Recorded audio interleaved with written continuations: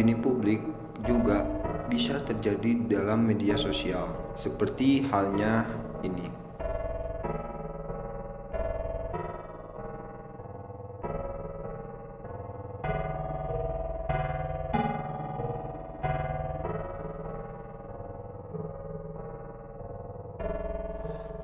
Atas kejadian kenaikan listrik ini, masyarakat banyak dan merasa dirugikan, baik kalangan atas atau kalangan bawah. Opini publik atau pendapat publik juga bisa dikatakan sebagai suatu kesatuan pernyataan tentang suatu hal yang bersifat kontroversial.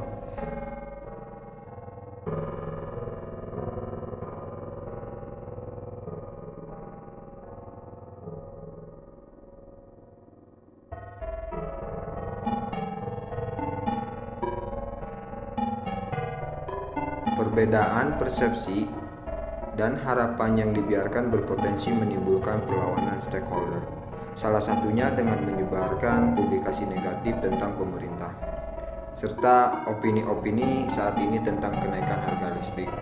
Kondisi tersebut menunjukkan bahwa isu mempunyai daya legitimasi ketika isu tersebut menyita perhatian publik, seperti halnya kejadian-kejadian saat ini tentang kenaikan harga listrik. Opini publik dapat mempertahankan eksistensi suatu lembaga atau bahkan bisa juga menghancurkan suatu lembaga, yaitu seperti kenaikan harga listrik yang menjadikan masyarakat dan pemerintah menjadi tidak sinkron. Strategi yang dilakukan oleh PR PLN yaitu bisa dengan penelitian dan menegarkan. Dalam tahap ini, penelitian yang dilakukan berkaitan dengan opini, sikap dan reaksi dari mereka yang berkepentingan dengan aksi dan kebijaksanaan dalam media bisa menjadi strategi awal dari pihak PLN. Setelah itu, baru dilakukan pengevaluasian fakta-fakta dan informasi yang masuk untuk menentukan keputusan berikutnya. Pada tahap ini akan ditetapkan suatu fakta dan informasi yang berkaitan langsung dengan kepentingan. Strategi PR lainnya yaitu dengan cara perencanaan atau mengambil keputusan. Caranya yaitu dengan mengambil sikap atau ide-ide, opini dari media, televisi, bahkan masukan reaksi dari pemerintah lainnya. Hal ini bisa sejalan dengan keinginan masyarakat atas kasus tersebut. Apakah Anda mengetahui adanya kenaikan tagihan listrik? Oh ya, tahu. Anda mengetahui adanya kenaikan tagihan listrik? Seminggu yang lalu mungkin ya, seminggu lebih.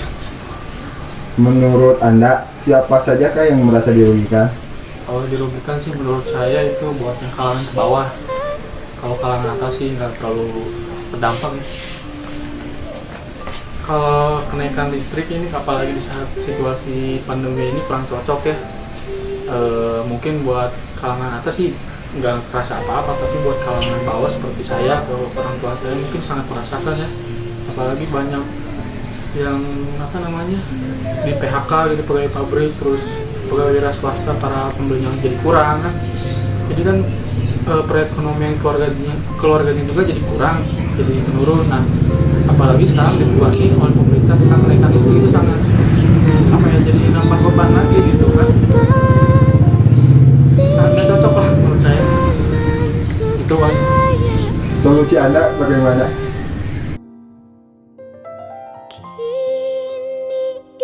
Saya ya, kalau menurut saya sih ya jangan naik lah, kalau bisa mau turun gitu kan. Apalagi kan sekarang apa yang namanya work from home gitu kan, otomatis kan itu banyak kebutuhan listriknya gitu ya buat para pegawai kantor gitu yang memakai laptop, komputer, terus ya banyak gitu. Jadi kan kebutuhan listrik tuh jadi naik, tapi harga juga yang naik. Kalau bisa turunin gitu. Maret April kalau nggak salah. Tapi puncaknya itu kenaikan listrik itu di bulan Juni kalau nggak salah, April apa Juni.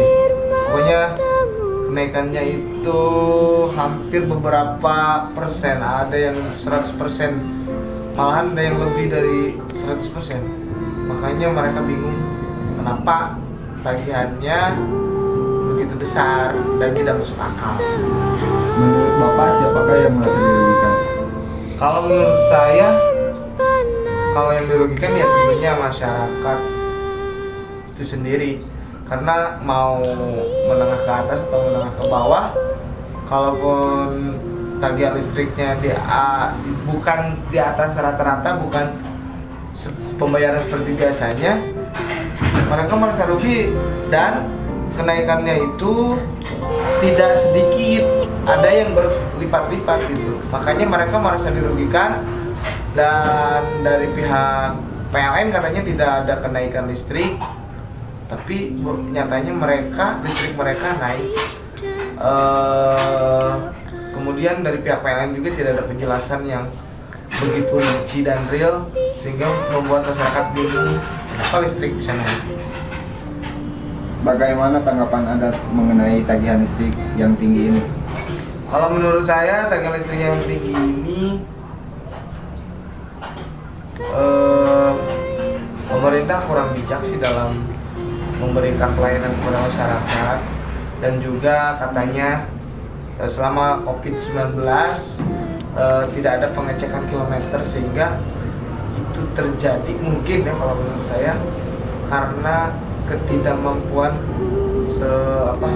karyawan PLN dalam memberikan kilometer masyarakat, seperti mengarang gitu, sehingga kenaikannya juga ya signifikan tinggi gitu. Sudah tidak masuk akal gitu.